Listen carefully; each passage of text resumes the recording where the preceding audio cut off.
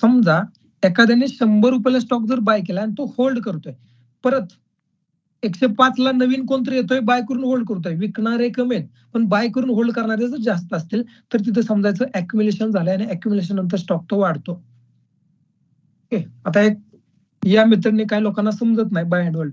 आता मी आपल्या simple language मध्ये सांगतो, कळायच्या भाषेमध्ये.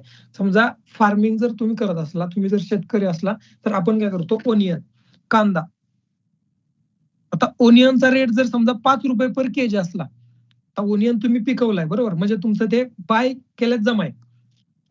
तो ओनियन 5 रुपये असल्यानंतर आपण तो विकतो का मार्केटमध्ये? नाही, तो आपण होल्ड करतो, हॉल्ट. 5 रुपयाने आपण कुठेतरी ते आपल्या कांदा चाळीत किंवा गोडाऊन मध्ये स्टोअर करून ठेवतो. ती जी स्टोरिंगची जी फेज आहे त्याला म्हणतो आपण अॅक्युम्युलेशन फेज. आणि तो ओनियन बघा, तो ओनियन जर समजा 5चा 20 रुपये 30 रुपयाला जर गेला तर आपण ते विकून टाकतो.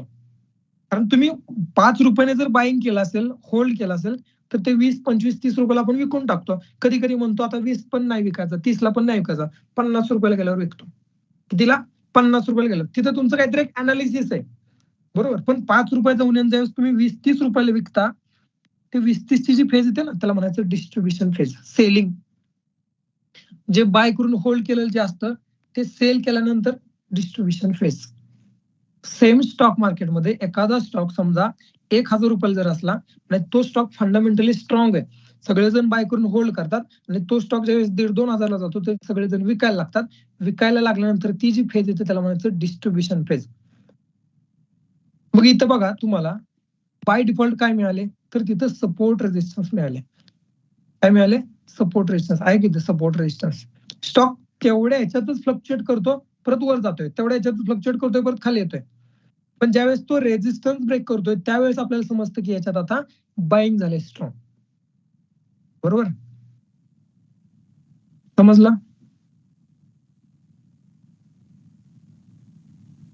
राईट. ज्यावेळेस तो रेजिस्टन्स ब्रेक करतो ते समजायचं हा स्टॉक आता अपसाईडला जाणार आहे. ज्यावेळेस तो स्टॉक सपोर्ट ब्रेक करतो त्यावेळेस समजायचं याच्यामध्ये डिस्ट्रीब्युशन झालंय. बघा 2 फेज आहेत, एक म्हणजे अॅक्युम्युलेशन फेज, दुसरी म्हणजे डिस्ट्रीब्युशन फेज. अॅक्युम्युलेशन फेज नंतर स्टॉक तो वाढतोय, पण कधी समजलं? रेजिस्टन्स ब्रेक केल्यानंतर. त्याच्यानंतर डिस्ट्रीब्युशन फेज मध्ये सपोर्ट ब्रेक केल्यानंतर समजलं की आता स्टॉक पडणार आहे. पण कधी कधी काय आहे बघा, कधी कधी काय तर रिअॅक्युम्युलेशन येऊ शकतं. म्हणजे आता तुमचं म्हणणं असतं की ओनियन 5 रुपयाला आहे, तो आता ओनियन 20 रुपयाला गेलाय. आता माझ्यासारखे काय म्हणतात, फॉर एक्झाम्पल मी ओनियन 5 रुपयाने होल्ड केलाय, आता तो ओनियन 20 रुपयाला दिसतोय. मी काय म्हणतो की 20 ची प्राइस अजून 50 रुपयेपर्यंत जाणार आहे. इंडियाने इम्पोर्ट बंद केला. बघा, इंडियाने जर ओनियनचा इम्पोर्ट जर बंद केला, एक्सपोर्ट व्हायला लागला ओनियन, प्राइस पडेल का वाढेल? डेफिनेटली प्राइस वाढणार.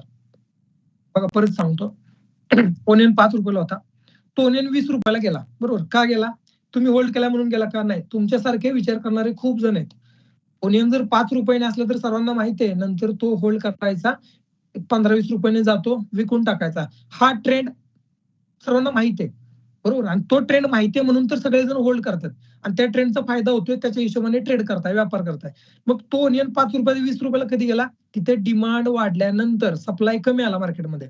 तुम्ही जर होल्ड करताय, ओनियन विकत नाही, असे सगळ्यांनीच जर केलं, सगळ्यांचीच मेंटॅलिटी ती आहे की ओनियन आता विकायचा नाही.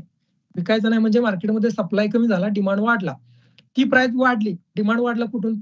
इंडस्ट्रीला ओनियन तर तेवढाच पाहिजे. इंडस्ट्री तुमच्याकडून बाय करते. इंडस्ट्री काय म्हणते? 5 रुपयाने आम्ही 6 रुपयाने देतो, पण ओनियन तुमचा विका. 7 ने देतो ओनियन विका, 8 ने देतो ओनियन विका. मग तुम्ही ते 8-9 रुपये 10 रुपये असं हळूहळू विकत राहता. मग त्याची प्राइस हळूहळू वाढत राहते. सेम हे स्टॉकला रिलेट करा, नाहीतर आपलं ऐकायला भारी वाटते म्हणून ऐकू नका. सेम स्टॉकला रिलेट करा. स्टॉक 5 रुपयाला होता, मिळत नाही म्हणून लोकांनी प्राइस वाढवून मागितली, 6 रुपयाने मागितली, 20 रुपयाने मागितली, 25 रुपयाने मागितली. आता 20 रुपयाला ओनियन गेल्यानंतर जर इंडियामधलं जर इम्पोर्ट जर बंद झालं ओनियनचं आणि एक्सपोर्ट जर झालं तर ती प्राइस 20 ची परत 50 ला जाणार आहे. आणि ही जर न्यूज मला जर माहिती आहे की इंडियामध्ये इम्पोर्ट बंद केले ओनियनचं, तर मी काय विकेल का ओनियन? नाही, मी अजून गोळा करणार. अजून कोणाचा आहे? तुझा. बरं चालते, मी तुला 22 रुपयाने पैसे देतो, ओनियन मला देऊन टाक.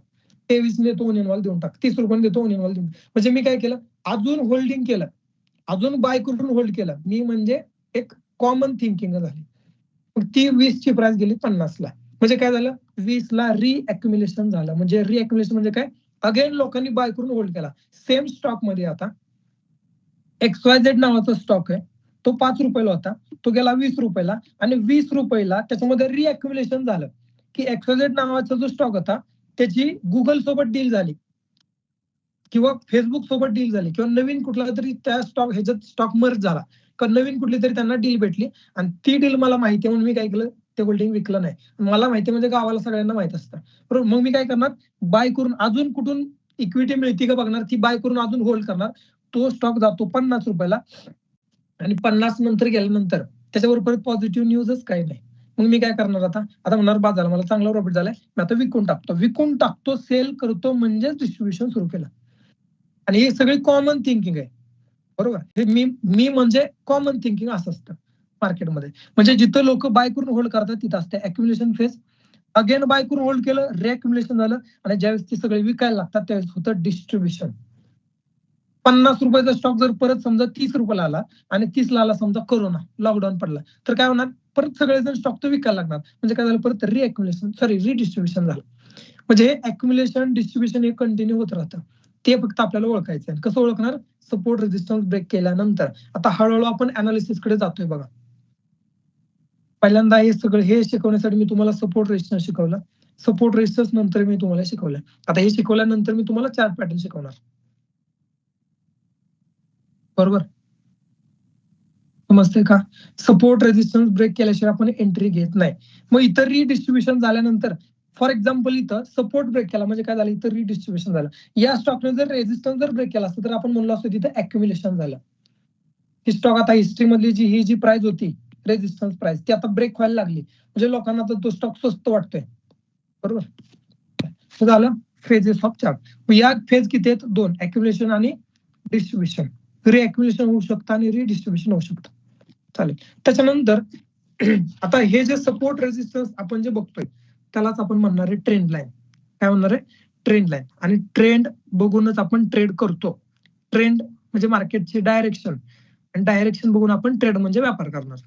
ओके, मग ट्रेंड लाईन मध्ये आपल्याला 3 ट्रेंड डिस्कस करायचे. आता फक्त बेसिक लिहून ठेवा. एक म्हणजे अप ट्रेंड, दुसरं म्हणजे डाऊन ट्रेंड आणि तिसरं म्हणजे साइडवेज ट्रेंड.